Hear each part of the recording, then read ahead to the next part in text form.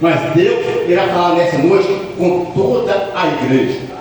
A palavra não é minha, não foi o que eu escrevi, eu só penso que instrumento que pela misericórdia divina Deus irá usar nesta noite.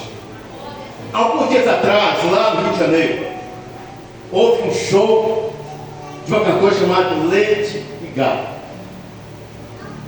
E muitas pessoas ficaram há mais de 15 dias na fila para poder comprar o ingresso.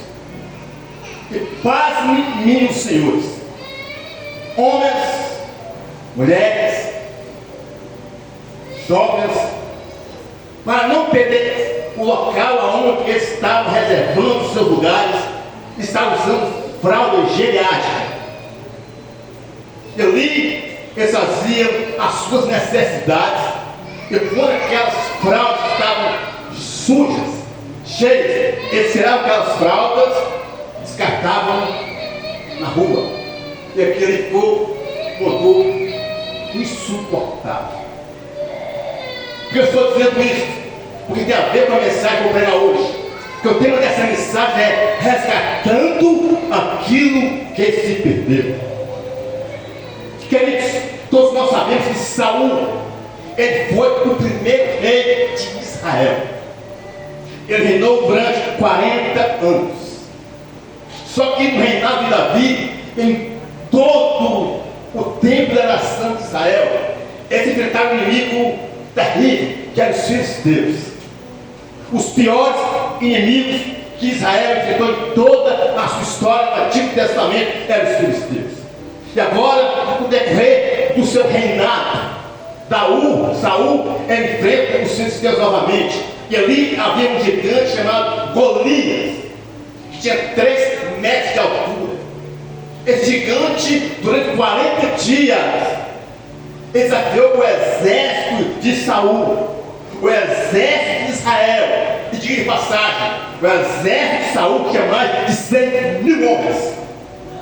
E apenas um gigante, por nome Golias, ele durante 40 dias desafiou o exército inteiro, até que surgiu um tal de Davi, pastor de ovelhas, um jovem que tinha pouco mais de 1 metro de altura. Ele nunca tinha ido a uma guerra, ele não era guerreiro, ele nunca tinha empunhado uma espada ou uma lança. Ele sabia pegar um cajado. Ele era pastor de ovelha. Agora, Davi, e vocês conhecem a história, Davi, com apenas uma pedra, ele mata aquele gigante que está desafiando uma nação inteira e mais de 100.000 homens do exército de Israel. Agora, Saul, quando ele chega em Jerusalém, as mulheres batendo os seus tamborins e dizendo: Saul venceu os milhares, mas Davi venceu os milhares dos milhares. E aquilo causa ciúme e inveja em Saul. E por 11 vezes, não foi uma nem 10, por 11 vezes, Saul tentou matar Davi com lanças e espada. E por 2 vezes, Davi ele teve Saul em suas mãos. A primeira vez dentro da caverna, ele cortou o manto de Saul. E ele se arrependeu, porque ele entendeu que Saul era ungido de Deus. E quem ungido de Deus, ninguém pode colocar as suas mãos. A segunda vez, Davi, ele mandou que um dos seus servos pegasse a lança de Saul, quando Saul estava perseguindo ele, que estavam no acampado, e eles cansados dormiram. Davi tirou poucos metros de Saul. Ele poderia matar Saul, mas ele não fez. Ele simplesmente mandou pegar a lança de Saul e levou com ele. Depois que ele mandou devolver. Então, por 11 vezes, Saul tentou matar Davi, e por 2 vezes Davi teve Saul em suas mãos, mas não quis matá-lo, porque Davi sabia que Saul, querendo ou não, foi ungido por Deus. E o ungido de Deus, que coloca a mão, é só Deus. Agora Davi, ele não tinha mais por onde escapar, porque onde ele ia no território de Israel, Saul percebia. Agora ele decide ir para o território dos filisteus. Ele vai para a cidade de Gade, cujo rei era Aquis. E ali Davi, ele pede a Aquis abrigo e permissão para poder ficar no território dos filisteus, morando na cidade de Gade. E ali ele mora durante 1 ano e 4 meses. E nesse 1 ano e 4 meses, para poder sobreviver, porque não era só ele tinha 600 homens que andavam com ele, e as suas mulheres e os seus filhos. Agora Davi, ele sai para poder lutar contra amalequitas, jebuseus e outras nações. Ele vence, ele mata crianças, mulheres, jovens, homens. Ele pega os seus despojos, volta a Gade, e ali ele sobrevivia dos despojos de guerra. Até que um dia ele chega para Aquis, rei de Gade, e diz: olha, já tem 1 ano e 4 meses que eu estou morando em Gade, e eu não quero ficar pesado a você. Me concede uma cidade no seu território, para que eu possa habitar com meus homens e as suas famílias. Então Aquis dá Ziclag, para que Davi, ele mora com seus homens e com suas famílias.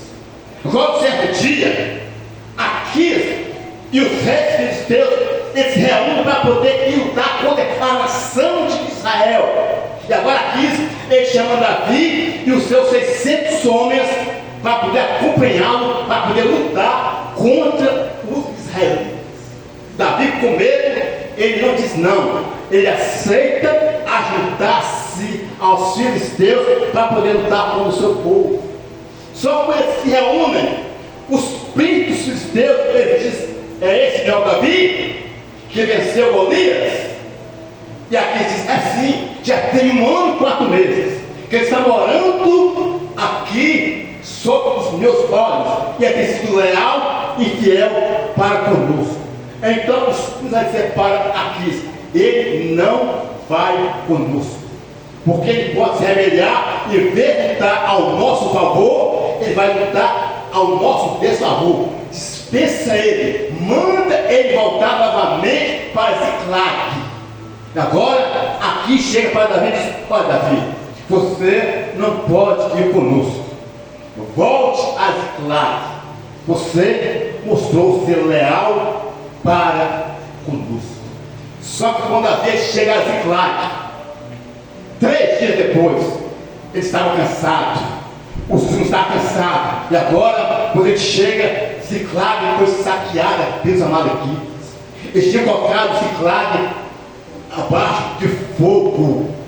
Os amalequitas haviam levado mulheres, crianças e jovens. Eles não mataram ninguém, mas levou todos os moradores de Ziclag e todos os despojos, gado, ovelha, porque se encontraram, eles levaram, colocaram Ziclag a fogo. E quando Davi chega a Ziclag estava incendiada. E quando Davi, ele olha, não havia mais moradores, porque os amalequitas haviam levado as mulheres, as crianças, os jovens e os velhos escravos. E agora Davi chora até não ter mais forças. E agora aqueles homens que estavam com Davi, eles ficam enfurecidos e eles querem apedrejar Davi. Davi agora, ele pede o sacerdote Abiatar para trazer o efode. Efode era uma vestimenta sagrada, usada pelo sacerdote, e quando ele usava essa vestimenta, era para consultar a Deus. E agora ele chama o sacerdote e manda que ele veste aquela vestimenta e consulta a Deus, se é para ele ir resgatar as mulheres, os jovens que haviam sido levadas pelos amalequitas. Então Deus responde: pode ir, eu sou contigo. E agora Davi pega os seus 600 homens que estavam cansados, 3 dias de caminhada. Uns estavam a cavalo, outros a pé. E agora Davi, ele vai para poder resgatar as pessoas que os amalequitas haviam levado.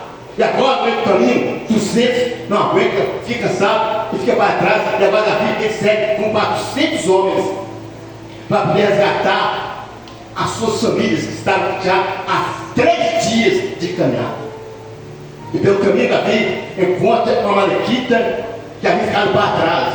E ali Davi, ele pergunta quem é amalequita, quem havia feito aquilo. E o amalequita diz: olha, nós somos amalequitas, e nós vimos sobre Ziclague. E agora Davi faz o juramento que é amalequita: eu não vou te matar se você nos guiar até as pessoas que queimaram Ziclague, que levaram os nossos filhos, nossas mulheres e nossos velhos.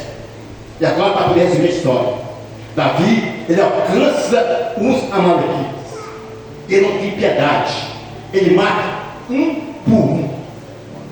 E leva novamente as suas filhas, suas mulheres, seus velhos e tudo aquilo que os amalequitas haviam roubado de Ziclague, leva novamente para Ziclague. Por isso o tema da mensagem nesta noite é resgatando aquilo que se perdeu. E trazer para nós nessa noite o que nós precisamos resgatar. Ao meu ver, a primeira coisa, o nosso primeiro amor. Eu estou diante de pessoas que têm mais de 20 anos de crente, algumas menos. E a minha pergunta é: você tem a mesma intensidade quando você aceitou Jesus há 20 anos atrás? Quando você aceitou Jesus, você não pediu culto. É de segunda a segunda. Você é o primeiro a chegar e o último a ir. Hoje, qualquer coisa é motivo das pessoas que não têm o culto para Deus. Hoje, as pessoas não têm a mesma intensidade como eles aceitaram Jesus como Salvador das suas vidas. Hoje as pessoas estão cheias de razão, cheias de si, cheias de não me toque. Hoje o pastor, ele tem que ser maleável, ele tem que ser cachorro, ele tem que saber o que ele prega. Porque o irmão fica com raiva e vai procurar outra igreja. Ele não dá o dízimo mais, ele não oferta mais. Aquele pastor, ele pega tudo demais. Você tem que ser maleável, você tem que saber o que você fala. Porque irmão é cheio de dodói, não me toque.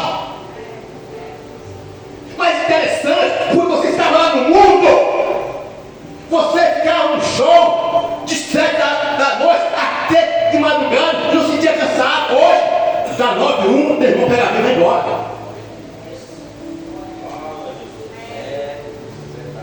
Tem irmão que critica por louvor, que critica a palavra, mas quando estava lá no mundo, está adorando homens. E aqui você não adora homens, você tem culto de louvor e adoração a Deus. Nós precisamos resgatar o primeiro amor. Olha para a igreja primitiva. Porque na igreja primitiva havia comunhão. A segunda coisa que nós devemos resgatar para adorar é a comunhão entre irmãos. Lá fora tem uma placa: a igreja é a Assembleia de Deus. A igreja tem que ter um estatuto, tem que ter uma ata. Mas a igreja, eu quero dizer para você nessa noite, nós somos um povo. Eu sou presbiteriano, tem irmãos da Batista, da igreja, outras igrejas qualquer. Lá no céu não vai morar sepleano. No céu vai morar presbiteriano, vai morar um povo lavado e remido no sangue do Cordeiro. Não é uma placa de igreja. Tem irmão que não cumprimenta o outro, que é da Batista, porque é da Assembleia de Deus, da presbiteriana. Infelizmente, é com tristeza que vocês aqui nessa noite, nós somos o povo mais desunido. Tem irmão que vai na igreja, não sabe o nome do irmão que se vai lá dele. Não sabe onde ele mora, não sabe o seu telefone, não sabe se o irmão está precisando de uma cesta básica, se o irmão está com a água atrasada ou atrasada. Pessoas que andam na rua, sabe que o irmão é crente, só porque é de outra igreja, pastor Ron. Ele não cumprimenta o irmão com a paz do Senhor. E Deus precisa levantar, resgatar a nossa comunhão uns com os outros. A terceira coisa que Deus quer resgatar nas nossas vidas é a nossa vida de oração. Irmãos, lá na igreja primitiva, Atos capítulo 12, Pedro estava preso, Tiago havia sido morto. Durante mais de 14 dias, a igreja estava orando de forma incessante para que Deus fizesse um milagre, porque não tinha advogado criminalista, não tinha anistia. Herodes, ele não ia dar libertar a Pedro, ele ia matar a Pedro, ele ia matar o Tiago em praça pública, mas para das orações que havia na casa da irmã Maria. Deus deu um anjo para poder libertar a Pedro. Infelizmente hoje, aqui graças a Deus não acontece, lá na minha igreja. Lá na minha igreja acontece isso. As reuniões mais vazias são as reuniões de oração. Lá na igreja deve ter mais ou menos uns 350 homens. Amanhã, 6 da manhã, nós temos oração de 6 a 7. Vai 15. Terça-feira, tem culto de oração. Hoje, se você chegar lá, tem 600 pessoas. Tem gente em pé. Mas se você for na terça-feira, no culto de oração, tem 40. Uma das armas mais poderosas, porque tem a palavra, que Deus deixou para a igreja foi a oração. E hoje nós oramos quando nós estamos passando por lutas, quando o vento sobe forte, quando nós estamos no bem bom, nós nem queremos saber de oração. Daniel orava 3 vezes ao dia. E hoje nós vemos que poucos milagres acontecem nas igrejas. Alguém que já viu o cego enxergar, irmão? Alguém que já viu o cego enxergar? Um paralítico andar? Não? Já viu algum morto ressuscitar, irmão? Porque a Bíblia diz que Jesus é o mesmo ontem, hoje, eternamente. O que ele fez no passado, ele faz no presente, ele irá fazer eternamente. Jesus foi no passado? Sim ou não? E por que não cura hoje? Aleluia. Sabe por quê? Porque a igreja hoje está apática, está abaixo da uma vida de oração. Eu tenho certeza, irmãos, se nós orarmos incessantemente, Deus irá fazer esse servo enxergar, muitos falar, para levantar e até morte ressuscitar, porque quem faz é Ele. Outra coisa que eu entendo que nós devemos resgatar, irmãos, é nossa intimidade, experiência com Deus. E se nós não temos uma vida de oração, não tem como nós termos intimidade com Deus. Infelizmente, a igreja brasileira, eu não sei lá fora, mas a igreja brasileira está passando por uma crise de identidade. A igreja brasileira precisa resgatar aquilo que ela se perdeu nos anos. Ela precisa resgatar o primeiro amor, a comunhão entre irmãos, a vida de oração, a intimidade, experiência com Deus. Hoje nós vemos uma geração de crentes descomprometidos. No show do Lady Gaga, pessoas ficaram 15 dias para poder adorar um ídolo, um artista. 15 dias usando fralda.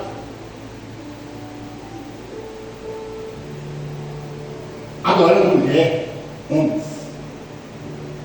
E o que eu fico triste com essas pessoas, assim Jesus, que assim para a igreja, ela tem a mesma necessidade para estar no mundo. Se o culto passar de 9 horas, espera aqui e vai embora. E não sabe o valor que tem a missa apostólica. Quando o pastor, no final do culto, ele pede a bênção apostólica. Mas hoje as pessoas, quando estão lá no mundo, esse compromisso com as coisas do mundo, eles vêm para Cristo cheio de razão, de ideologias. E Deus, Ele quer que nós resgatamos aquilo que nós perdemos durante a caminhada cristã. Assim como Davi, ele chegou em Ziclag. Já tem 3 dias que os amalequitas haviam dado sobre Ziclag. Eles estavam cansados. E agora Davi, ele chora amargamente. Ele se é apedrejado. Ele manda chamar o sacerdote Abiatar, manda trazer o efode, que era uma vestimenta sacerdotal consagrada. Ele diz: veste a veste, eu consulto a Deus se eu posso ir, se eu ainda irei alcançar a quem saqueou e quem queimou Ziclag. E Deus diz: pode ir, que eu sou contigo. Davi, ele foi e resgatou as suas famílias. E nesta noite, Deus quer que você faça uma reflexão nesta noite. Que você e eu possamos resgatar aquilo que nós perdemos durante a caminhada cristã. O meu conselho nesta noite é: faça uma reflexão na sua vida. Vê aquilo que você tem que resgatar, que sabe, por primeiro amor, irmãos. Eu disse para a Miguel, quando nós estávamos vindo hoje, eu passei na igreja, tinha 3 pessoas na igreja. 3 pessoas talvez moram lá na igreja. E qualquer motivo, é motivo que ele não é ao culto. Não cultuar pastor, mas cultuar Deus. Mas hoje, qualquer motivo é motivo de nós não irmos ao culto para poder cultuar a Deus. Engraçado que amanhã essa pessoa vai primeiro chegar no seu trabalho, porque ele sabe que se ele não chegar, ele vai receber uma advertência, porque sabe ter mandado embora. Mas para a coisa de Deus, não. Eu faço de qualquer jeito, é para Deus mesmo. Eu fico abismado. Se tem alguém que me desculpa, me perdoa, quando a irmã recebe a oportunidade para poder vir aqui na frente, ele chega e diz: irmãos, eu não ensaiei, mas é para Deus, eu vou cantar. Irmão, se você não ensaiou, você nem devia receber a oportunidade. Para Deus tem que ser o melhor. Não, mas eu não ensaiei, irmão, eu estou rouco, mas eu vou cantar aqui para poder adorar a Deus. É isso mesmo. Deus quer resto. Porque Ele mandou seu filho, meu tipo, que tinha de mais precioso, para que morresse na cruz Calvário por mim e por você. Então, nós devemos dar o melhor para Deus. Eu não sei quantas horas você ora por dia. Eu vou dar um conselho nessa noite. Ore um pouco mais. Bíblia diz: ore, não de Deus te ouvir, mas ter você ouvir Deus. Muda disse: um crente de joelho orando, ele é mais sábio que um filósofo na ponta dos seus pés. Elizabeth II, a rainha da Inglaterra, disse: eu tenho mais um crente de joelho orando com seu Deus do que o poderoso exército britânico. Quando eu oro, eu estou falando com o ser divino. Quando eu oro, eu estou falando com Deus. Quando eu oro, a minha oração tem o poder de ultrapassar barreiras de cidades, estados e nações. Quando eu oro, a oração tem o poder de mover o coração de Deus. Quando eu oro, eu tenho certeza que o sobrenatural irá acontecer. Quando eu oro, eu tenho certeza que Deus irá realizar milagres. Então, volte a ter uma vida de oração. Não depende de oração de pastor, não. De presbítero, de diabo, não.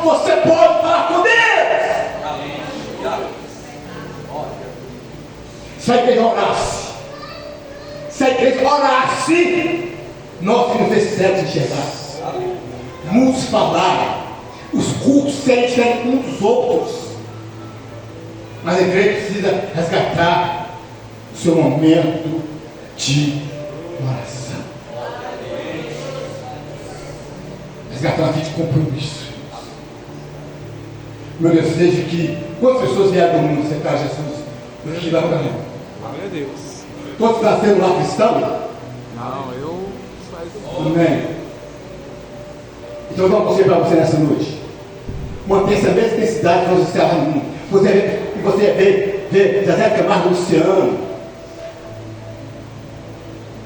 Quando você ia, eu vejo aqueles cantores do mundo, você ficava de São Miguel. Tem uma vez que eu fui no show de Zezé Camargo Luciano, eu fiquei 7 horas em pé.